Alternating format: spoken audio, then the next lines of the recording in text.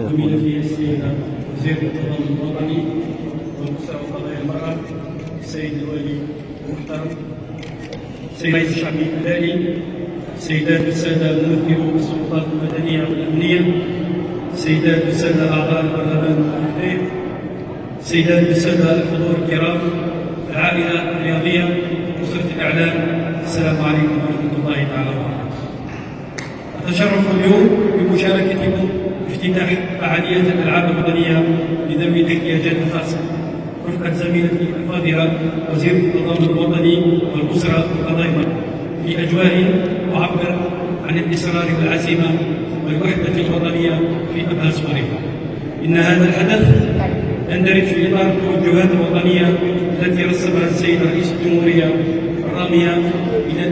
الرامية إلى الترسيخ مبدأ تكافؤ الفرص في مختلف المجالات وتعزيز الإنتاج الاجتماعي والرياضي لجميع فئات المجتمع دون استثناء، وتجاوز المفهوم الترفيهي لتبلغ سلوكا حضاريا وتربية على القيم وأداة للاندماج والتماسك الاجتماعي واستحقاقا إنسانيا لحياة أكثر كرامة وقيمة.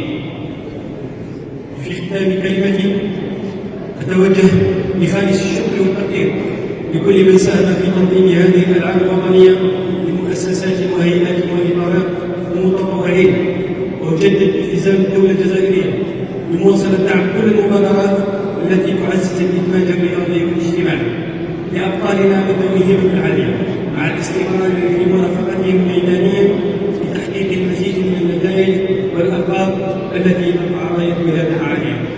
وفقكم الله جميعا ودمتم خير مثال يجسد قوة الإرادة وروعة الانتماء إلى بلدنا الحبيب الجزائر. المجد والخلود لمشاهدينا الأكرام وتحية الجزائر. السلام عليكم.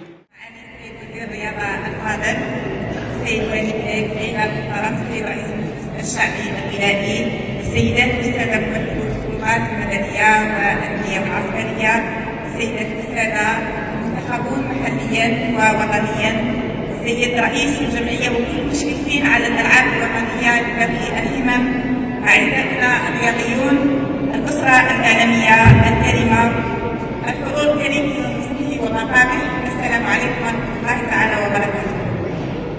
أسعدني وأكون الاعتزاز أن أتواجد في رحاب مدينة سعيدة رغم الأمجاد التاريخية والعمق الحضاري الأصيل. نشارككم اليوم رفقة زميلي الفاضل السيد وزير الرياضة هذا الحفل الرياضي الكبير الذي سيتنافس فيه ثلة من خيرة أبناء الجزائر من كل ربوع الوطن، وإنها لمناسبة كريمة أتوجه لكل المشاركين بأخلص الشكر والتقدير، ولمدينة سعيدة خاصة وهي تستضيف هذا الحدث الرياضي الرفيع الذي سيكون فضاء استثنائيا للتنافس النبيل، وهو ما يمكن على صعيد آخر من بروز نجوم في الرياضة لذوي الهمم الذين لطالما رفعوا راية الوطن عاليا في المحافل القارية والعالمية.